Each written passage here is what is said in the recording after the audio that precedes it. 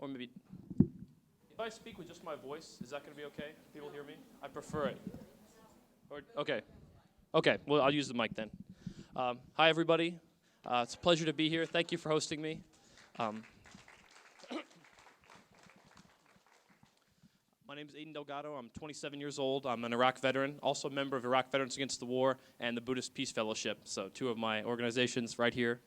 Very good feeling. I'm here tonight to talk to you a little bit about my experience in Iraq, about becoming a conscious objector, about getting into Buddhism, and ultimately about Abu Ghraib prison and some of the things that went on there. Before I get started, though, I just want to make it clear that I had one experience. I'm only one soldier. I was only a private first class and a specialist. So I want you to take my experience as just that, as one man's experience, and understand that I'm not speaking for the Army or for my unit or for anyone but me. So just a little perspective before we get started. I'm going to show a slideshow. Some of the images are going to be graphic. I'm going to be showing some scenes from the conflict and some scenes from Abu Ghraib. So just as a warning, if you don't want to look at some of these images, I'll be warning you when a graphic image is coming up. So I'm going to do the slideshow, and then afterwards I'm going to turn up the lights, open the floor, and I hope we can have a conversation, and I can answer any questions you might have, and we can talk. So I'm going to get started on the slideshow. If I could get the lights off at some point. So just a quick introduction. I spent almost my entire life overseas. I came to the United States in the year 2000. My father, who had been a Peace Corps volunteer during the Vietnam War, and then became a U.S. diplomat working for the Agency for International Development. So I spent the first 7 years of my life in Thailand, the next 4 in Senegal, the last 7.5 of my middle school and high school in Cairo, Egypt, where I learned to speak Arabic. I lived in Middle Eastern society. And that really affected the way I saw things and the way I behaved when I was deployed to Iraq.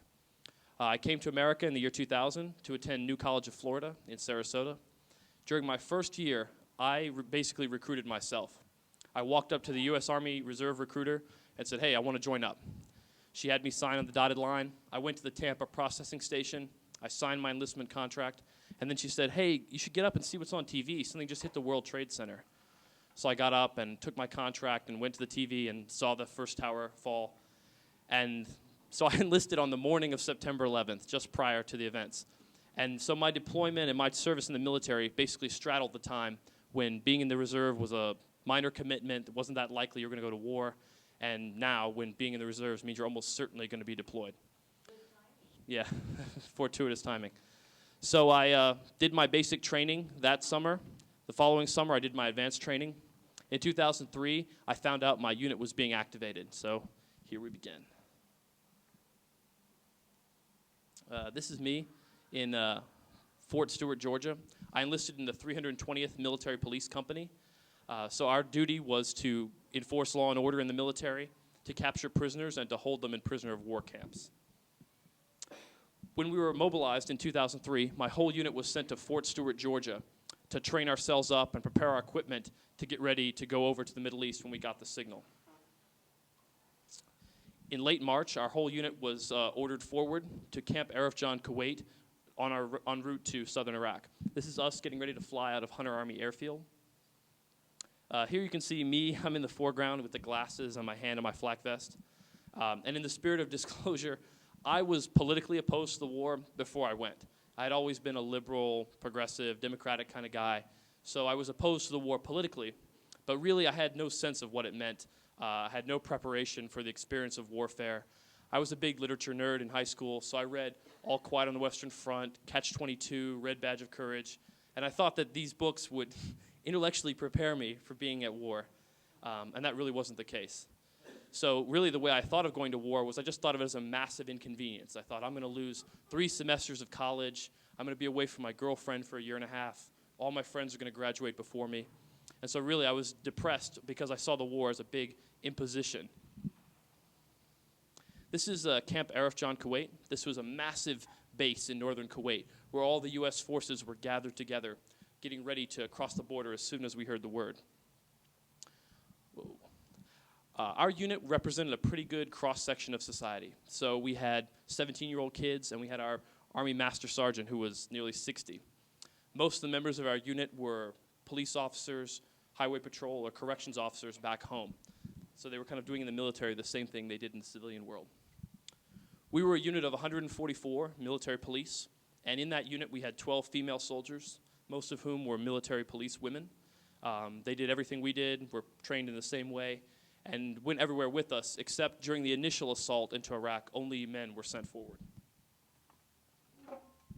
Before I ever left the United States, I had to confront a lot of anti-Arab, anti-Muslim sentiment in the military. Before we went from Fort Stewart, our commander stood us all up in formation and said, "Now don't go tell the media that you're going to go over there and kill some ragheads and burn some turbans." And he laughed, and everyone in the company laughed. But I really didn't find it that funny. I'd grown up in the Middle East. I had dated an Egyptian girl for 2 years. I had basically lived in Egyptian society. And it filled me with a terrible foreboding about what was going to happen in Iraq, that we're going into the Arab world, we're going into this very complex conflict, and the people in charge, the people running our unit, have this prejudiced attitude. And so I just thought this was the first of many warning signs that my deployment was to go awry. This was the first sunrise crossing the Kuwaiti demilitarized zone into southern Iraq. And I snapped this image because I wanted to capture like the first moment I crossed over into enemy territory. And I thought there'd be like a divine omen, like thunderclaps or something, as I crossed the border, you know, but really it was an ordinary moment. Whoa, it's so dark. I wonder if I can correct the brightness. Can you work on the brightness in it at all? Most of the members of my unit crossed over in the back of Army deuce-and-a-half trucks. Not in Humvees, but in the back of large cargo trucks like this. Oh, or not. So let me adjust the brightness.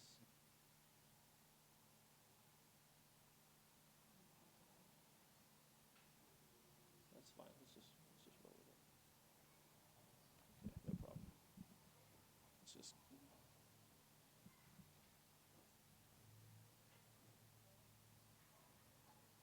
There we go. All right. So we were rolling in the back of these large Army cargo trucks. And we spent the first part of the deployment with our guns out the side, looking for enemy contact, essentially on high alert. But as we passed burned out tank after burned out vehicle, we realized that most of the fighting had gone on ahead of us, and that we were following in the wake of the combat rather than being in it ourselves. So then we were able to relax somewhat and basically just battle the heat and the boredom and the dust for the 2-day transit into our base camp. This image and the next couple of images come not from my camera, but from our unit photographer. And this basically shows the sandstorm conditions that existed in Iraq when we crossed over. This is how it actually looked. It's part of a seasonal sandstorm in the Middle East. It's called Hamsin, which means 40-day sandstorm. And it's pretty ominous and spooky, and it was part of the dust that made life in Iraq so miserable. So although we were military police, we were attached to the 3rd Infantry Division, which was a large and very famous military unit out of Fort Stewart, Georgia. And they were responsible for most of the fighting in the initial push of the Iraq War, all the way up to Baghdad and Tikrit. As you can see, they were a mechanized unit, so they had a lot of tanks and armored vehicles. And our task was to follow behind them and sweep up the prisoners and the wounded they left behind. The 3rd Infantry, being so well trained and well armed, annihilated all the Iraqi units they came in contact with. The Iraqi military was not very professional, was demoralized, was disorganized, and so the 3rd Infantry crushed them wherever they came in contact with them. So these next couple of images are going to be from the conflict, and some of them are a little bit graphic. And I show them not to be shocking, but just to represent a little bit of the reality that I first encountered that I wasn't prepared for. This is one of our armored vehicles on the left. On the right, you can see one of the Iraqi transports that had been shot and ignited. This is an Iraqi armored personnel carrier. That's a vehicle for moving troops around that got hit by one of our shells and burned up the people inside. I really wasn't prepared for any of the things I saw in Iraq, any of the combat experience. I had naively assumed that I would be able to handle it and I would view it as somehow glorious and exciting. This is an image of an Army tank crushing an Iraqi civilian vehicle. It was one of the first policies that I saw put in place in Iraq that I really disagreed with. Anyone who'd been suspected of working with the insurgency, they would pull out of their car, drive a tank over it, and flatten it as a means of punishing them or destroying their livelihood. And I really opposed this because I felt it was such a heavy-handed measure that it was likely to turn the Iraqi civilians against us from the very beginning.